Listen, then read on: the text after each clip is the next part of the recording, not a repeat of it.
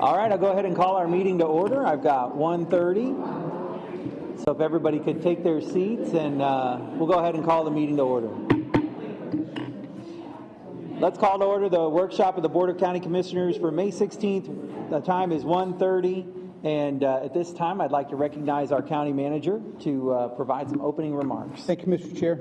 The workshop today is a direct result of the previous workshop, which took place on April 18th. And that was a discussion of all the transportation projects in the capital improvement budget. By the end of the meeting, the instructions that you gave us were to do a few things.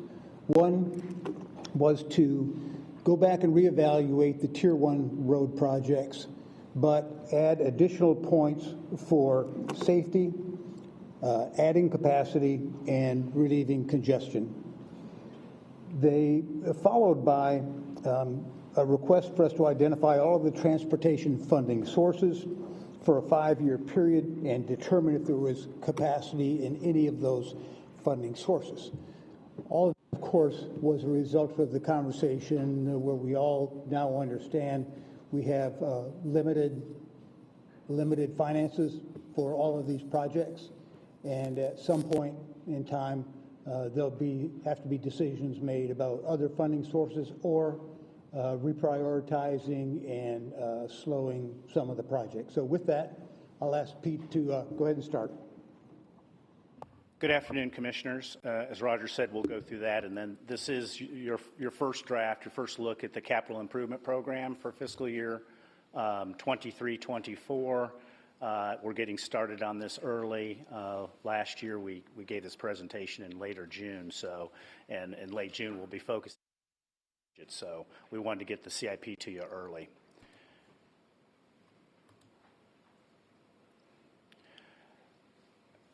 So as Roger stated, and I'll have Rob Price come up to talk about the April 18th direction that you all gave on transportation priorities and adding a little more weight to congestion reducing or capacity creating projects, and then re-ranking the tiers so you can see what that looks like. I think Rob will tell you in Tier 1 it doesn't have dramatic changes, but Tier 2 and 3 there's some things that may change those tiers a little more significantly. Then I'll go through the buckets of transportation funding, where we stand on that, where we'll be in 5 years at the end of the 5-year CIP. And then we'll go into the other capital improvement projects for other departments and other projects.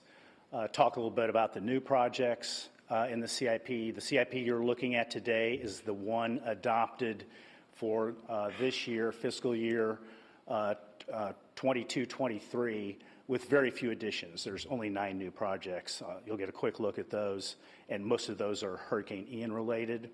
Talk a little bit about the longer-term growth projects that are in the total 5-year plan. Countywide building improvements. Talk about you'd asked about the medical examiner expansion, where we stand with that, and then some future challenges that we're facing. So with that, and then the question at the end, is there anything else you would like us to consider? So with that, I'll turn it over to Rob with the ranking of the transportation priorities and tiers.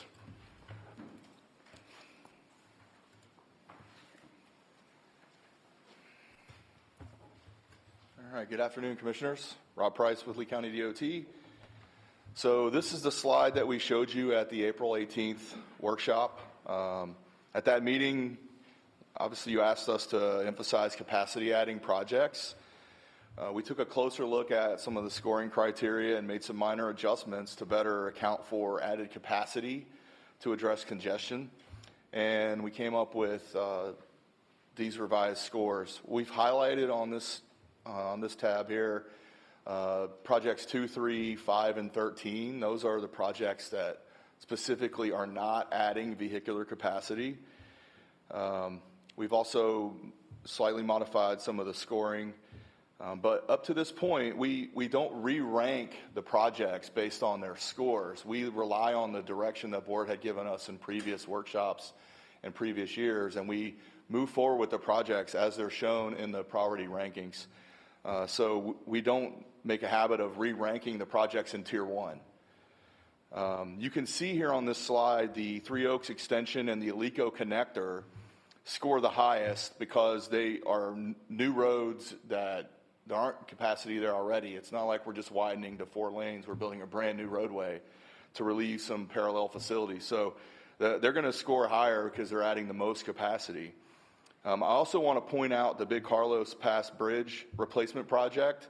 You notice it still scores at 9.7. That's because we've received the $25 million grant. So that scores a lot higher because of the grant funding that we're going to be receiving as a part of that construction. And we just recently,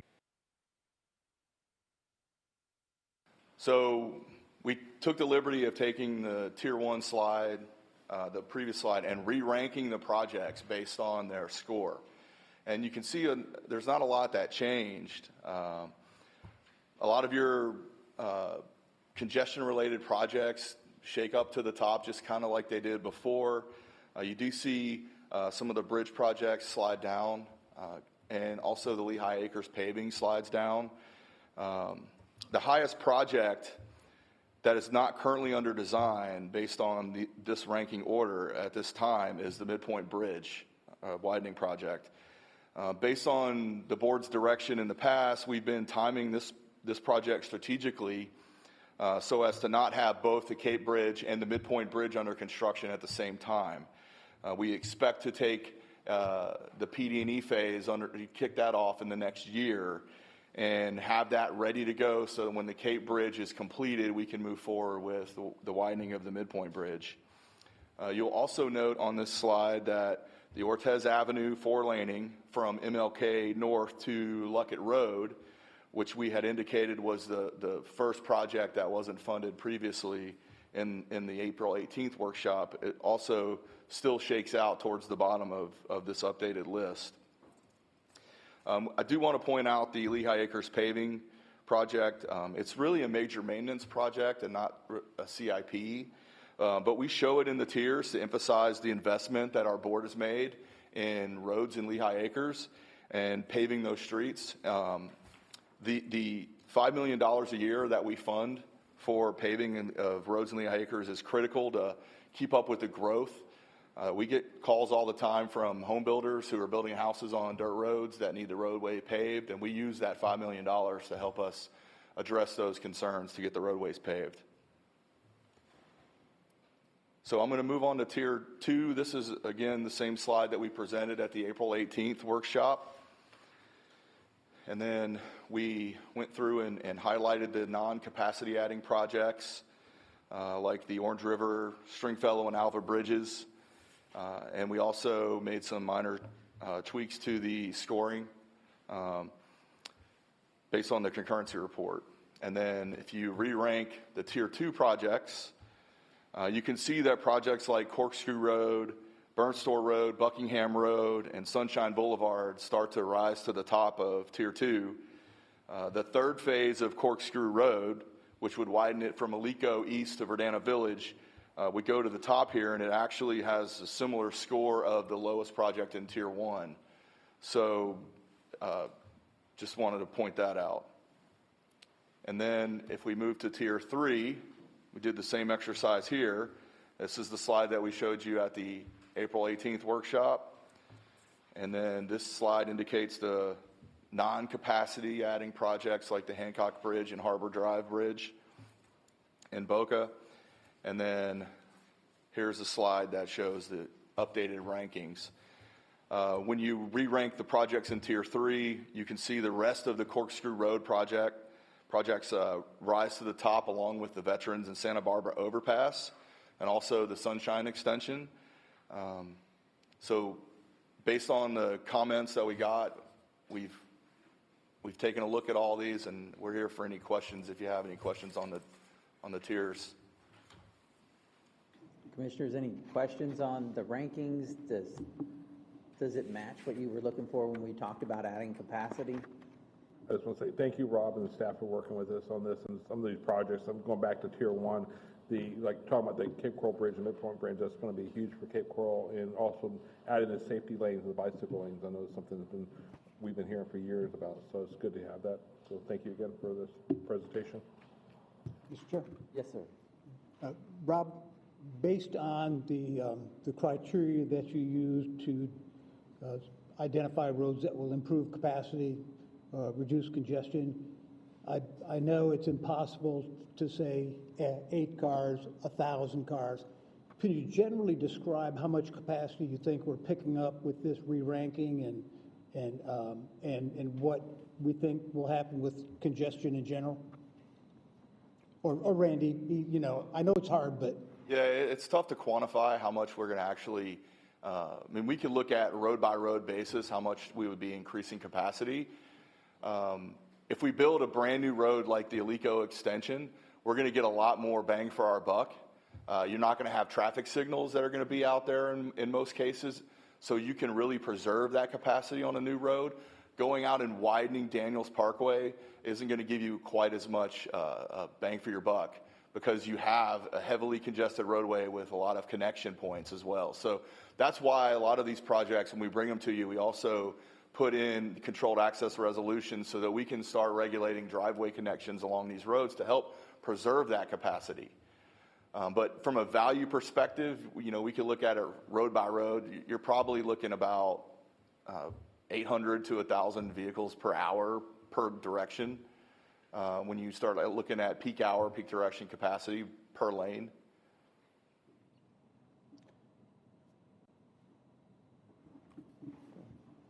You know, one of the things, you know, obviously the top bullet point even today as we talked about the agenda was priorities, right? You got to prioritize. That's what you got to do when you got too much to build and not enough money to pay for it all.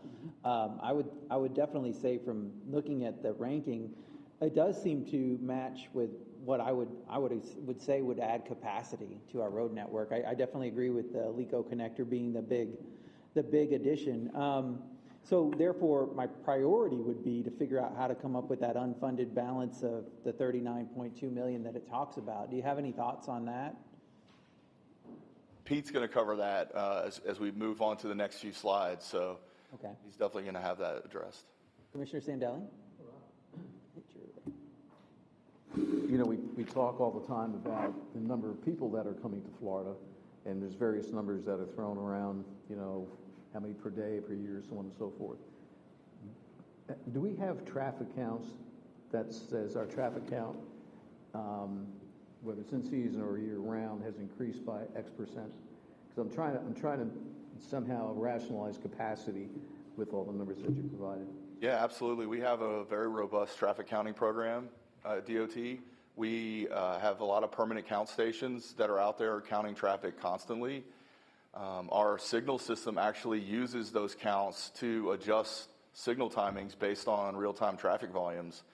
We have seen around a 10% increase just on a road like Martin Luther King Boulevard from like Gunnery Road towards the interstate over the last year, which is a pretty substantial increase. Usually we're looking at 3 to 4% increase in traffic on a typical roadway annually, and we're seeing significant 10, 11% increases on some corridors, which is what makes a roadway like the Alico connector so critical.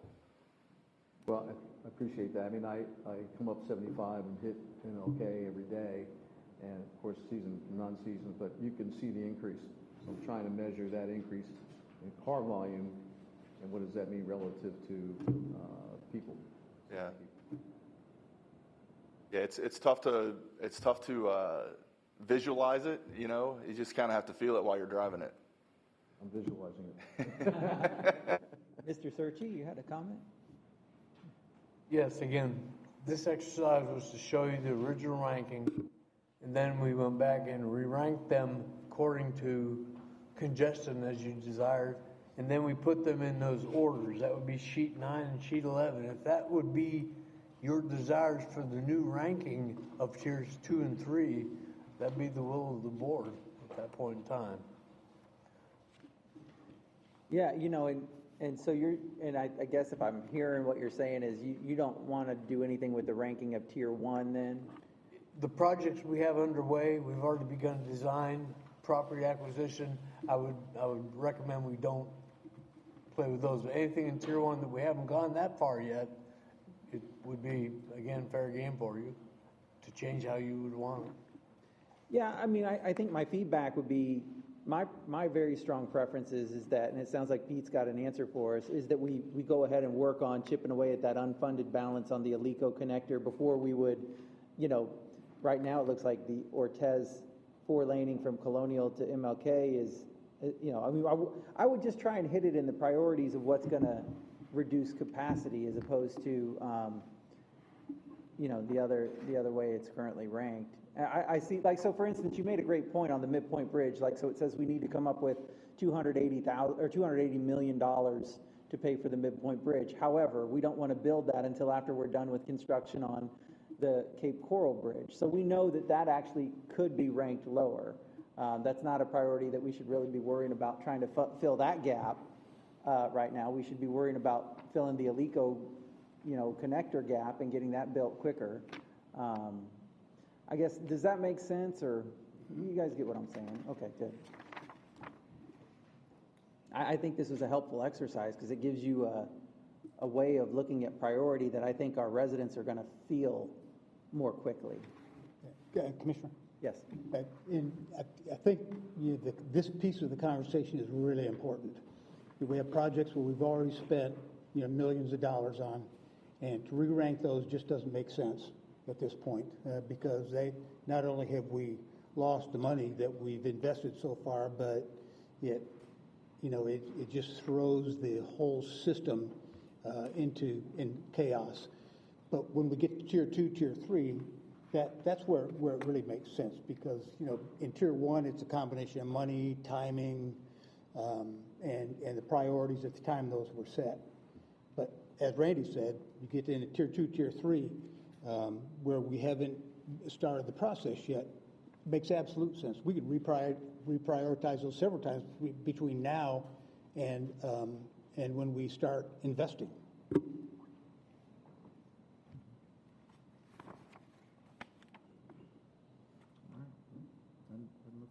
Any other input? I guess everybody's happy.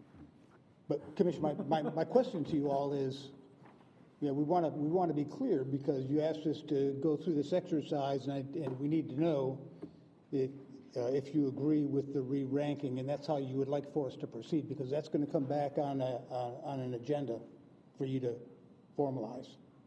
Agree with the rankings. Just say, like I say every year, what can we do to help staff get these projects to the ground even faster? Because we talk about this for years, expediting the whole process, either permitting through funding issues. How can we, I know Commissioner Hammond said funding, we've talked about this for years now in the strategic planning, how are we going to expedite some of these projects? And we did it with the Alico, for example, did away with the PD study. I think it took away 6 years of that, so thank you for that. But any other way you need help from the board, to let us know how we can help you get the job done sooner.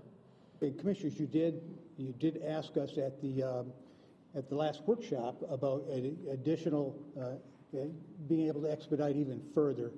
And you know, we've had a lot of conversation about that. Dave, you want to cover that, or you want Randy to? Okay, Randy? Yeah. In that light, again, I remind you that the Estero project was 6 phases, 1 year design, 1 year construction for 12-year total. We realized that was not going to be desirable, so we reduced the phases and completed the job in 6 years, almost half the time. On the Cape Bridge, we indicated that based on some desire to examine design build, we're going to get through the PD&E, we'll get to 60% design. At that point, we'll assess whether it's better to go design build or the traditional design bid build. We've done we can offer a monetary incentive during the bid. FDOT does it every once in a while to add more money for a quicker construction time, or we can simply collapse the construction time and see how the bids come in. That gets a little trickier in that they're going to want to sacrifice traffic congestion for timing. Say, hey, can we close this road for 2 weeks and people taking a different route? It gets a little tricky at that point in time. So we're looking at all ways to expedite the projects. The trickier problem right now, the trickiest part we have right now is property acquisition. Land acquisition is just, it's a lengthy process. I wish there was a better way to do it. At this point in time, we're just having a hard time with that. Is there a specific project with land acquisition that's being held up right now? Pretty much all of them. And I shouldn't say hung up, it's just a lengthy process. During COVID, there were no judges to do order of taking. Everything was shut down for a year and a half there. We couldn't go to court and get an order of taking. The judges weren't in. Just little things like that. We have, on Littleton, for example, we have a property that we need. They're just not responsive. Nobody's answering the mail. We can't get a hold of anybody to get a hold of them. So even you can't even condemn the property until you hear back from someone. It's just no answer. So just little things. We work through them eventually, but Yeah. the calendar ticks away as that happens. Sure. I mean, is there a way, County Attorney, that we can quick take or whatever it's called? You take the property, you build it, and then you basically put the money in escrow and pay them later when they, when it all shakes out in the court system? Is that how it works? Commissioners, when the file hits our office, that is the system that we utilize under state law. And that's why you end up with circumstances where we do a quick take, end up with title to the property, and then come back a year or even longer to establish the value. Part of the difficulty in the state of Florida is just the simple fact that as a condemning authority, we are responsible for both sides of the litigation equation. So we're responsible for our own fees, but we're also responsible for the attorney's fees and the expert witness fees of the property owner. As a matter of constitutional law, that's entirely appropriate, because if government's taking your property, it shouldn't cost you money. And that's wonderful as a philosophical or an academic stance. In reality, what happens is you end up in some circumstances with a very creative defense bar. And by that I mean attorneys know the longer they stretch out the process, the more people they can drag in via expert witness fees. You end up with land planners, you end up with severability experts, you name it under the sun, we're on the hook for all of that. One of the things that we've attempted to do in Lee County is strike a balance between being the heavy-handed condemning authority, recognizing that when we are dealing with acquiring property through condemnation or eminent domain, we're also dealing with residents of Lee County. And that is part of the span that it takes to acquire property. Is our first steps are through voluntary acquisition. That takes time. If we went to a circumstance where we established a hard and fast date of we will deal with a citizen on a voluntary acquisition for a period of 2 weeks, after that we will file a petition, that would speed up the process. But we're also a service organization, and the board has long touted that we are to treat our residents as the customers we serve. So would I advocate that type of program? I don't think so. Certainly we would respond if the board so directed, but right now we are trying to strike that balance between customer service, preservation of constitutional rights, and also limiting expense to the taxpayer for both sides. Yeah. I mean, I definitely agree with you. We certainly should give somebody maybe longer than 2 weeks, but not as long as like 2 years for the voluntary. And we don't. Yeah, okay. Yeah. Oh, Chairman, if I could? Yeah. I just want to talk about, you mentioned earlier about the LEGO, about the funding, there's a shortfall of $39 million.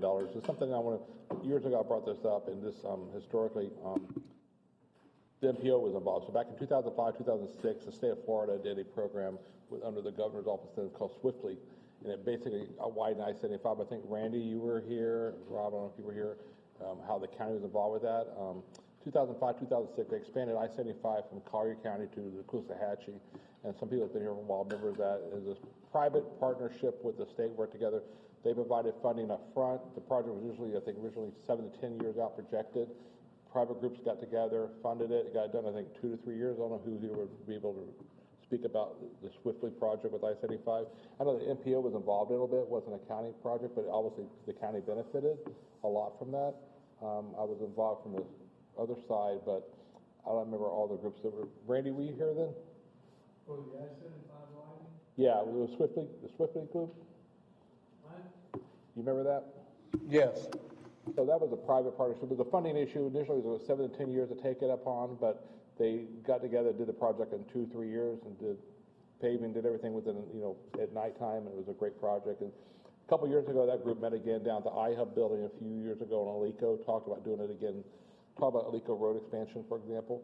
When you see a project like that, originally $191 million, if there was no funding, we already got that budgeted already and spent, but looking forward to other big projects like that, that's something we could always consider about getting funding up front if that's a project that's going to be pushed back because of funding. So obviously the bridges wouldn't be part of that because it's a tolling system, but for projects like that, there's other groups out there that could be willing to help, like they work with the state back with I-75. They cut 7 years off that construction, so we benefit from the county because from Collier County to Coosawhatchie, the I-75 is widened into that project. And Roger, I think you probably at Kent's office there at that time, so I don't know if you remember that project or. It was actually just before my time. Okay. So, Thank you. Commissioner, I was not here for that, nor do I understand how that project, how that program worked. Maybe we'll get Randy to describe it for us a little bit. Yeah, they met again a few years ago, and I was participating in that meeting on behalf of the board probably 3 years ago. I know Tina Matt has set it up with a lot of the different groups that were supportive of that and that funded that project originally from between Lee and Collier. But it's just something we could talk about in the future. If there's a project where we want to get funded quicker, if funding is an issue, they provided funding, they did the project. The state obviously took advantage of it under the governor at the time and that leadership, and they got the project done like a third of the time. Because it wasn't a funding issue, they just got it done. They recognized the project and how it benefited Collier and Lee County, and I get more information. I have some information I always get for you. We'll talk about all that internally and actually, so we understand it. long term is a savings of taxpayers and users then because they got the project done sooner at lower costs than the accelerated costs through the index. Obviously, it goes up. So the little bit of interest that group collected for that payment was obviously the state benefited from it. Okay. Very good. So, Commissioner, my question then is the Tier 1 ranking order, which would be slide 6, is that right? That's right? Yeah. Yes, sir. Slide 6. Slide 6. Is, do you agree with that ranking, and then we will formalize that as an agenda item for you? Dave's shaking his head no. No, Roger, we wanted to stay with the original. Oh, yes, I'm sorry. The Tier 2. It's Tier 2 and Tier 3 that we would request the re-ranking. So the Tier 2 would be page 9. And 11. I'm sorry, I misspoke there. And 12. 9 and 12. 9 and 12, I apologize. And if you need time to sort of assimilate this and give it a little bit of thought, you don't have to give us those instructions today. We can, we can bring it back on an agenda report, and you can tell us what you're thinking at that time, or in between now and then, if you need more information, you can let us know. I'll say I'm okay with 9 and 12. I mean, Commissioner Greenwell, you have? Yeah, no, I am too, and I wanted to make sure, Chairman, if I may, that you brought up the fact that the two bridges, obviously, we don't have the funding to do back-to-back bridges. So obviously, even though they're on 11 and 12 back-to-back, there's probably impossible that we would be able to do bridges back-to-back. So we know there's going to be some changes that have to be made, but yes, I'm fine with what you're proposing, absolutely. Yeah, and Tier 1 was basically the next 10 years, is that right? How we were, so, and then Tier 2 is 10 years plus, and then what is Tier 3? Is that 15 or 20?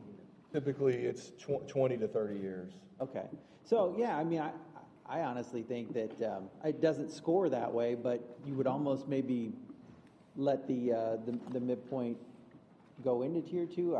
I guess just leave it down there at number 12 because it would be one of the last things you'd build in Tier 1. Is that what you're saying? Yeah, I think we want to keep it in tier one just simply because we're about to start kicking off the PD&E phase for it. Okay. In the next year, so that way it'll show up in the CIP, but it won't be shown as fully funded. Gotcha. We'll have the PD&E phase fully funded, and then as we move closer to the design, we'll start funding the design. So, Rob, in the Tier 1 projects as they appear on page 4? Yes, sir, page 4, the way we showed it at the last workshop. Correct. So 4, 9, and 12. I'm good with that.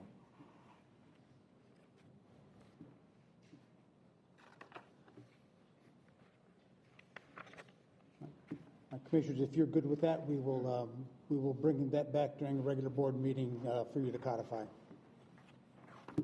Okay? All right. Pete? All right, Commissioners, then what we want to talk about a little bit is just the pots of money that we use, the dedicated funding sources that we have. Some are fairly restricted and some are not restricted at all for our road projects. You know, you've seen how we've programmed those, and we'll show you what, if any, capacity we have in those buckets of money. So what this shows you is the impact fee districts. The black lines outline the 4 impact fee districts. The blue is the cities, and the yellow is the unincorporated. The county does own roads in the cities and does widen roads, its own roads in the cities, but it collects the impact fees from the unincorporated area. And then what this does is, what I've tried to show here is at the end of your 5-year CIP, what you approve the CIP in 5-year increments, which would be fiscal year 27, 28. What I'm showing you here is those buckets of money. So it's impact fees, which are restricted for use within that impact fee district or an adjoining district. Gas tax and growth increment funding, which is completely, you can use that countywide. Cape Coral and Midpoint Bridge surplus tolls, which 40% of that has to be used on agreed upon projects between Cape Coral and Lee County, and then the rest is typically used in that quarter. And then Sanibel surplus tolls, which can be used anywhere. So what these numbers I'm showing you here is you have these revenues coming in each year 1, 2, 3, 4, 5. You have them being programmed into specific projects based on where that project is, what the need is, what revenues can be used for that project based on any restrictions, and then you've programmed it as you see in the previous slides. So at the end of 5 years, what I'm showing is what would be your reserves, what would be your reserve balance at the end of that 5 years. And Commissioner Hammond, I think this will answer your question on that unfunded balance for Alico Road. For impact fee reserves at the end of 5 years, you'll have $10.1 million in the North District, $144,000 in Central, $3.2 million in Southwest, and $13.4 million in Southeast. For gas taxes and growth increment funding, you'll have a balance of $14.5 million. For Cape Coral and Midpoint Bridge surplus tolls, you will have a balance of $19.2 million. And that's after, so we have taken $63 million of surplus tolls from the Cape and Midpoint Bridge and applied that to the Cape Coral project. So we're not bonding the entire project.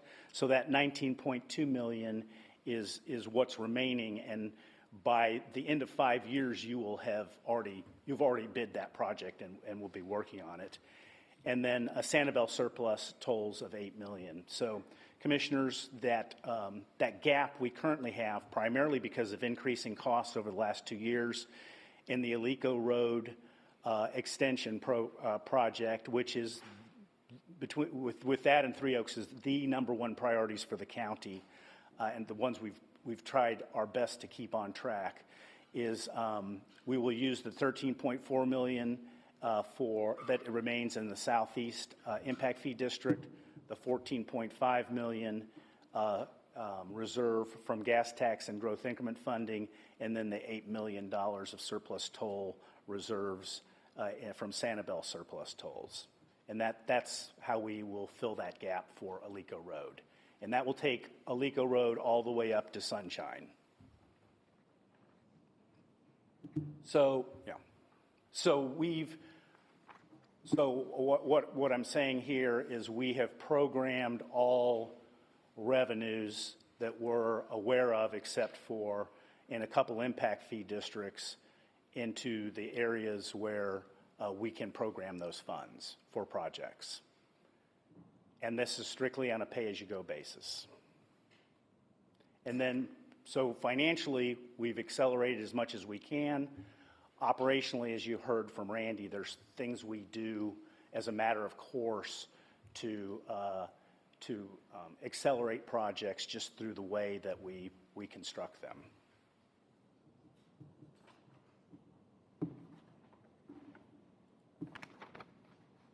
And then this just shows your Tier 1 as it stands today.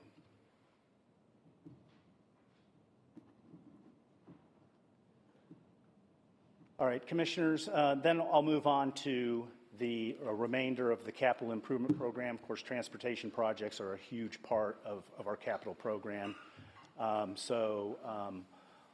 The rest of our capital improvement program, as I said, is the same one next year as it is this year. But of course, as always, we are prioritizing growth projects in that 5 years. I'll show you some of those, as well as life and safety projects, both in capital and major maintenance. Just at a glance, as I've said, there's very few new projects in the CIP this year.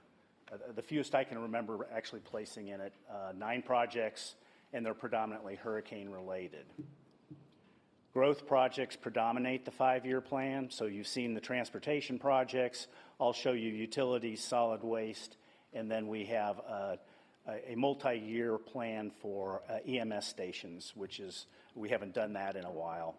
And then at the end, going to discuss just some funding challenges after this fiscal year 23-24, primarily relating not to transportation, utilities, or solid waste projects, but to those projects that do not have dedicated funding sources and that we typically try to fund through grants, other means, or the general fund, what we can throw off from the general fund.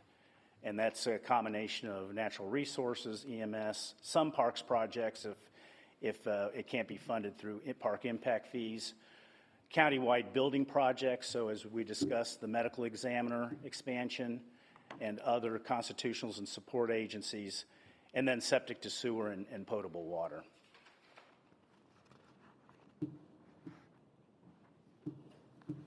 Commissioners, these are the 9 new projects in the CIP.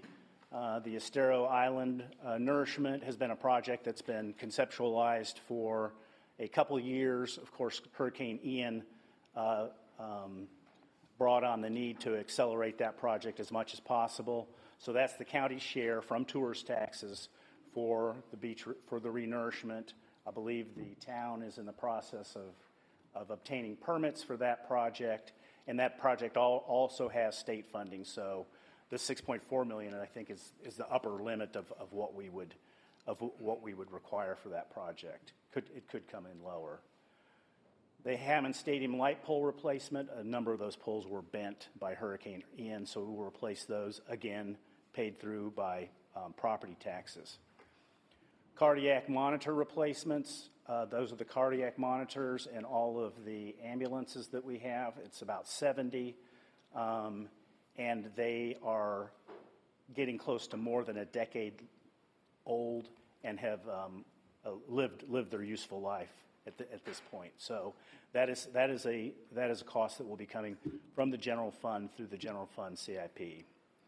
In the out years, solid waste and ash monofill slide slope closure at the landfill, and then when these updates to the Henry Lee landfill is not expanding the footprint of the landfill, but it is just opening up already permitted areas to receive garbage.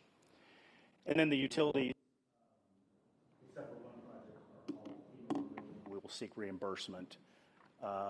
Generator replacements, long-term lift station recovery and hardening, and then another lift station and force main replacement. And I have directors here if you have any specific questions about any projects we discuss in the next few slides. You know, Commissioners, the only one I wanted to get a chance to talk with y'all about, because of sunshine and all that, we can't talk about stuff unless we're in workshops, is, you know, one of the things that I've been concerned about for the last few years is obviously we're reaching capacity at our waste-to-energy plant. And I assume y'all have been out there to see it. It's an awesome facility. And I just love the idea that we're not sending full-on garbage to the landfill. We're sending ash to the landfill. But we're at a point now where I think we've reached capacity and we're starting to divert, unfortunately, more just raw, you know, municipal waste to the landfill.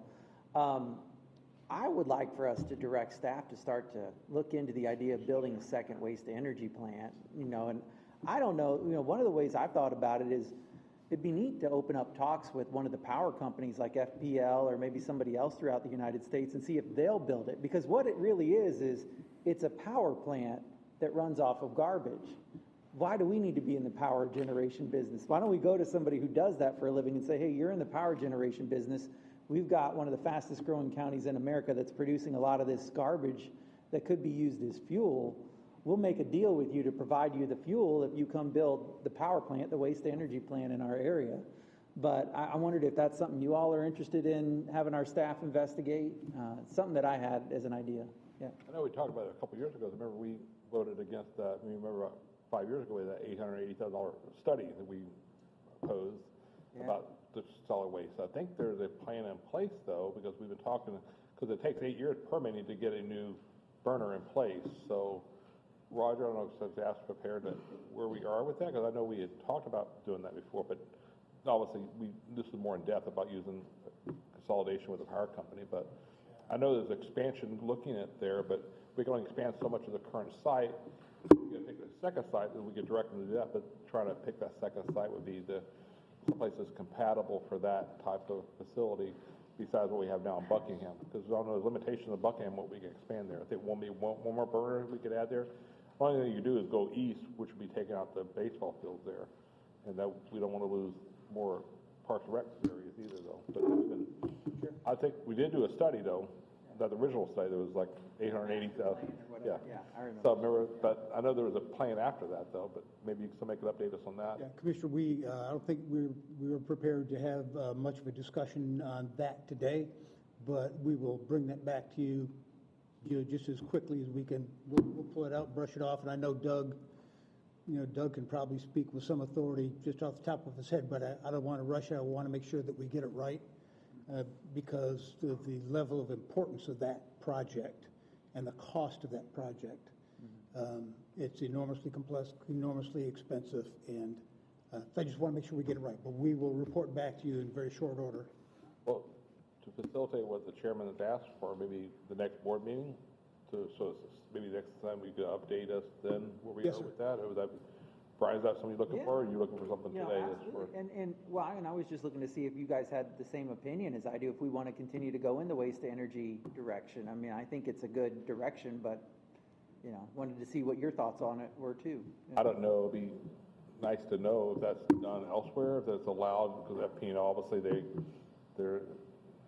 have the market on that, so they're really limited, kind of like, you talk about solar panels or anything, they're really protective of what they have. So I know they're listening as a co-op, so I don't know if any other facilities in the state or anywhere in the country would partnership with that. Well, and I think the first question you have to ask yourself is, number one, do we want to continue to send only ash to the landfill, which means we would need more waste to energy, or do we want to just go ahead and send raw municipal waste to the landfill? I mean, that's your question, and I think my preference is that we send out only ash there if we can. Oh, definitely. Yeah, that's definitely better. That's what we have to do with the landfill here.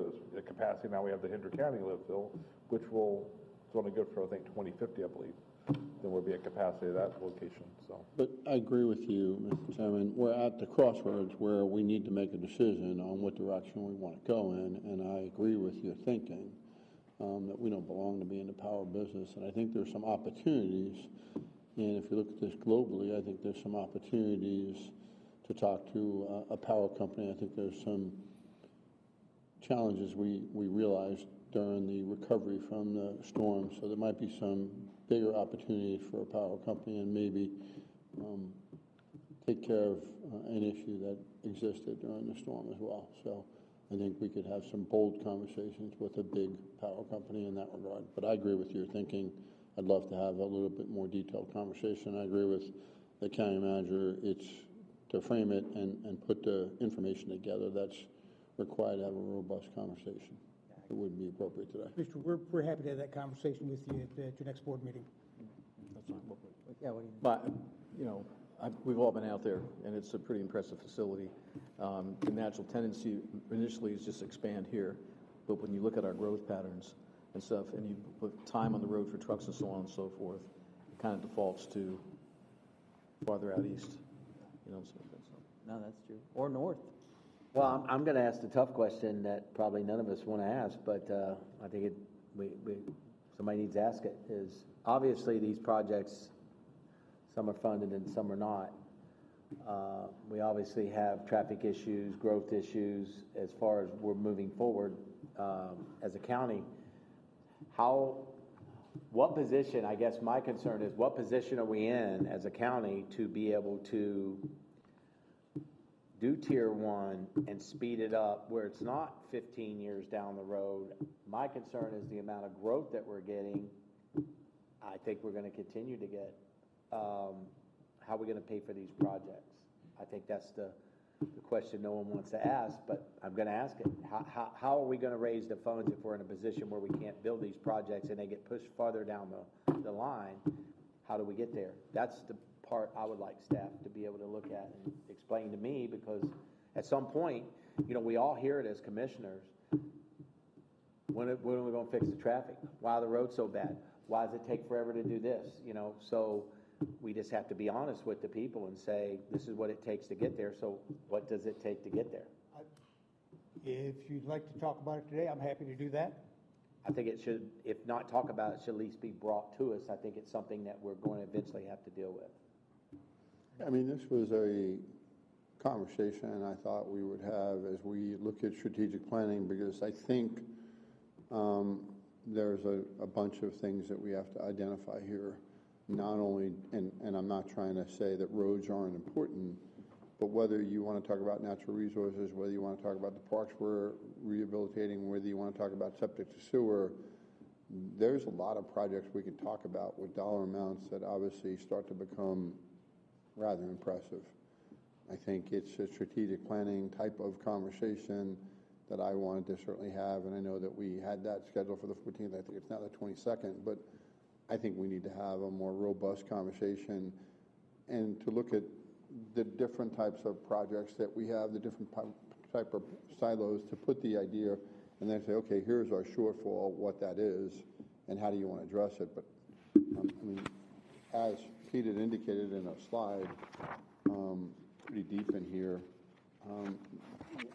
whether it's natural resources, whether it's solid waste, whether it's septic to sewer, potable water. I mean, there's a lot of expensive projects that are in front of us. And I don't want to fragment and have one just about roads and transportation, although it's important. I think we have to talk about 5 or 6 of these, and what is our financial capacity, and how do we address those?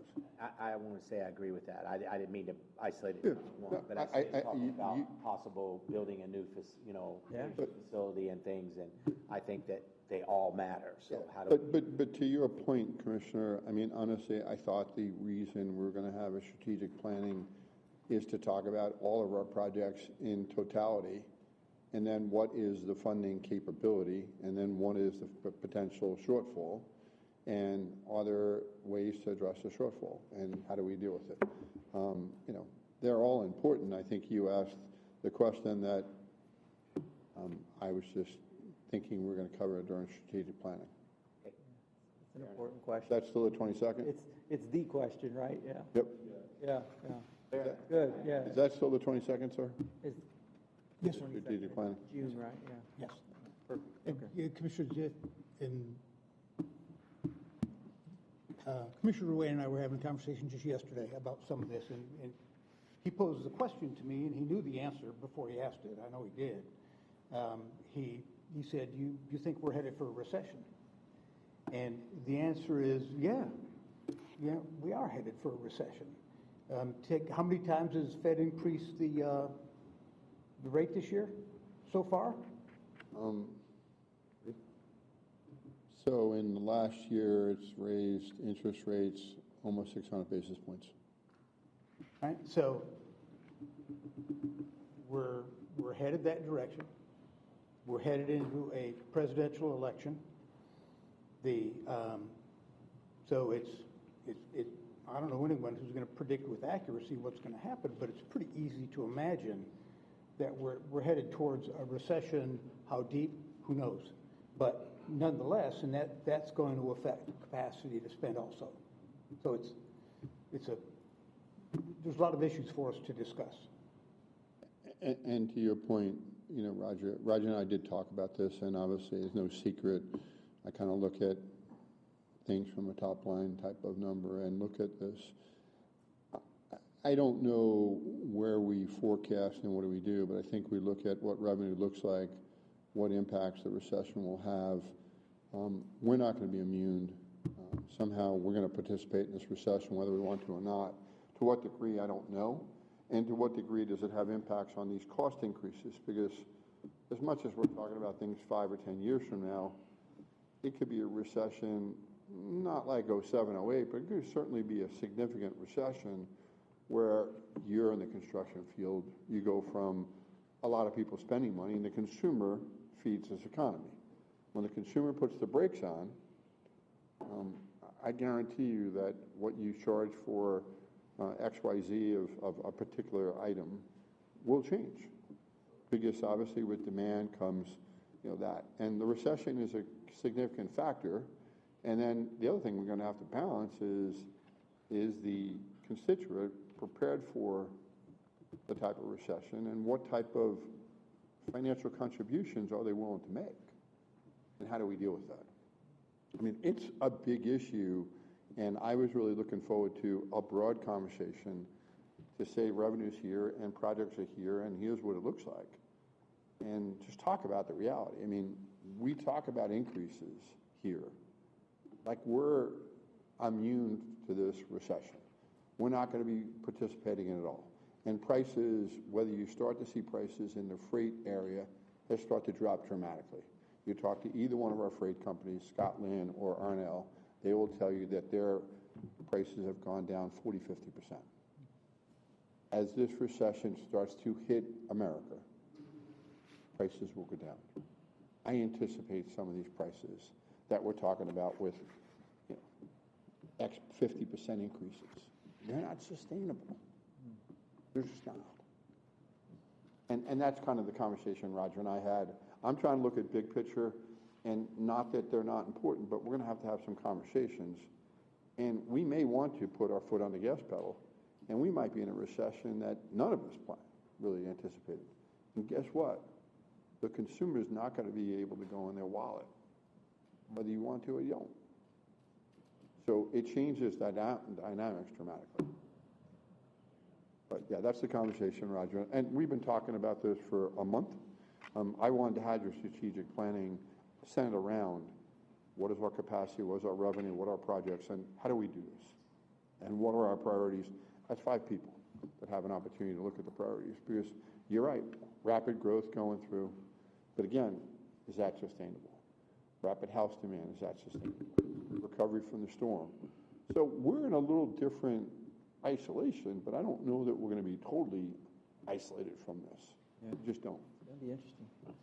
So it sounds like we've got a good, robust strategic plan coming up, planning session coming up. We'll get to talk about all that. And then as far as the solid waste and the idea of maybe just kind of informally finding out if this is something that's ever happened before. Sounds like there's a commitment to the waste to energy idea, though, and that, you know, all that location, bigger picture conversations, the details can be worked out, just figure out. We'll do that at the next commission meeting under county manager update, it sounds like then? Yes, sir. Okay. All right, sounds good. And then we can go ahead and continue with the slide. All right, commissioners, in the 5-year plan, here's significant growth projects, not necessarily next year, but within the 5-year window. So expansion of the material recycling facility, solid waste, as we talked about, the landfill update that we just went through, and we're currently in the process of other updates. And then utilities projects, the Southeast Wastewater Reclamation Facility, a whole new plant, the complete reconstruction of Fort Myers Beach wastewater facility, and then expansion of North Lee and Green Meadows well fields. Those are all big projects in the 5-year plan. And then, as you saw this morning, the board approved a site for a ambulance station, a tree line, and Daniels Parkway. And then in this plan that you have before you, there are projects for ambulance stations north of the river, in the east portion of the county, and then the southeast portion of the county.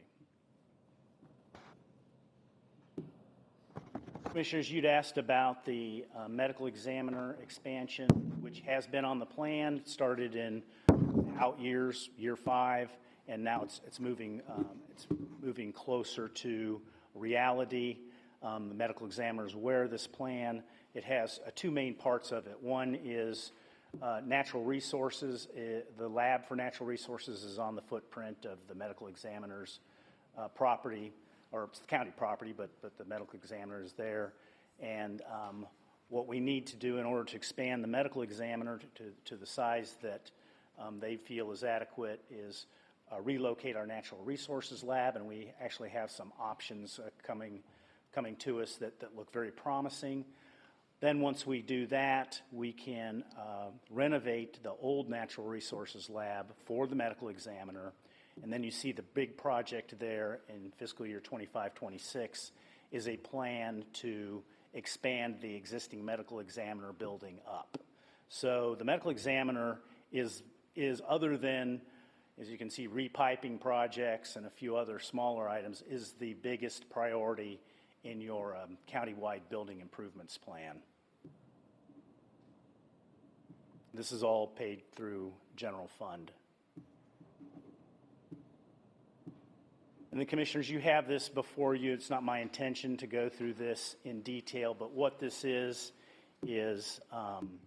the CIP projects that do not have a dedicated funding source and are funded from general funds. So each year we transfer some general funds into a general fund CIP account. And you can see on the left all the revenue that we've transferred over the last however many years, in the expense column there, what has already been budgeted and is in some state of beginning to start it or some stage of completion. And then on the right, we project this out 5 years. And as you recall, for this year's budget, last year at this time, you pre-funded fiscal year 23-24 of general fund CIP projects. That was a wise decision because through fiscal year 23-24, we are balanced and we have a positive ending reserve. But then as you can see, we go out and that becomes negative, so we're really reliant on finding funding for that for those general fund projects. A lot, and a few of these projects are what's driving kind of that negative balance, and I'm going to pull those out here. So it's primarily going to be water quality and flood control projects for natural resources. And there's a couple really big ones. One is 10 Mile Canal South, which is a project that came about after Hurricane Irma, and then the Kuiper Preserve Berm and Water Control project. And these are both multi-million-dollar projects. And then a couple other ones, Crew Flint Pen Hydrologic Restoration, Deep Lagoon. We have put all of these projects in, or we're looking to apply for federal grants on all these projects, and multiple federal grants if we can. So we've put the two at the bottom there, Kuiper and 10 Mile Canal, in for our hazard mitigation grant program being administered by FEMA. We're looking at BRIC, which is Building Resilient Infrastructure in Communities. And we're also looking through a FEMA Interagency Recovery Coordination Group that tries to find buckets of money to fund projects that you otherwise wouldn't be able to do. So these all have grant opportunities involved with them, but at this point we do not have the concurrent funding to do these projects. The general fund CIP is a vestige. Years ago, the county had a countywide CIP millage, and tax reform during 2007, when all entities had to reduce their tax rate, we folded that into the general fund. And so since then, we've been throwing off money from the general fund for projects such as this as best we can.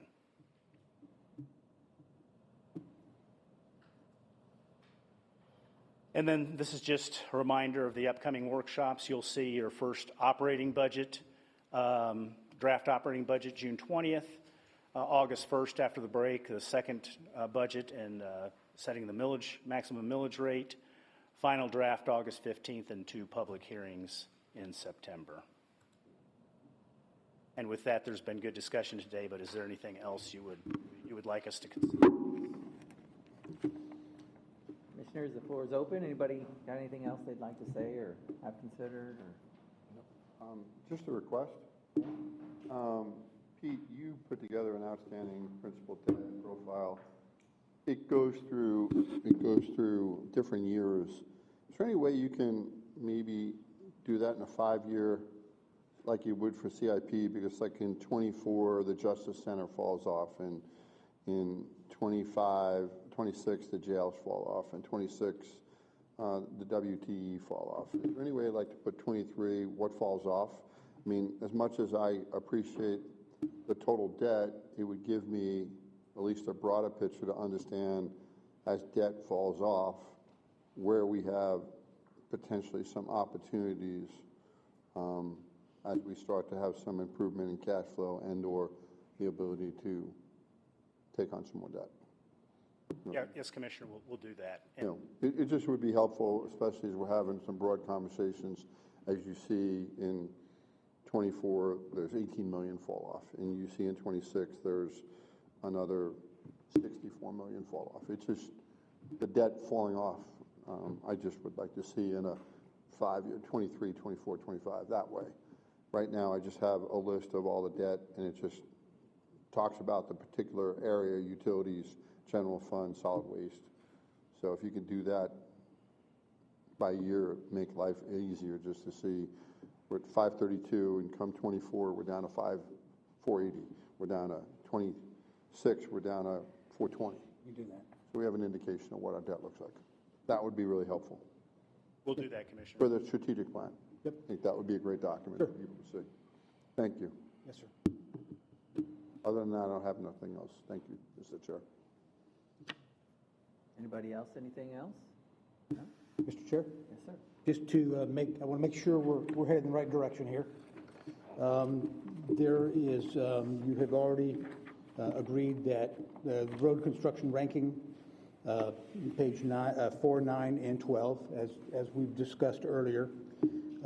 At the next board meeting, we're going to give you an update on the current solid waste planning effort. But we're also going to see what we can find out about someone else building a waste energy plant for us. You know, some sort of a public-private partnership that starts with, you know, if we provide the fuel, will someone else provide the infrastructure? And then want to make sure that there is a general agreement on the capital improvement budget as Pete has presented today, with the understanding that there will be changes made along the way as other revenue sources become available. We'll be applying for grants. We know that we should be, and even based on what members of our local delegation said this morning, multiple years of funding appropriations coming from Tallahassee, and I think we're expecting some of that same to come from Washington. So just a general agreement on the CIP with that understanding, And then we will provide the debt schedule for, as part of the conversation for the strategic planning. Did I get it all? I think so. Sir? Okay. Well, then, if there's no further business before us, we're adjourned. Thank you. Thank you, Commissioners.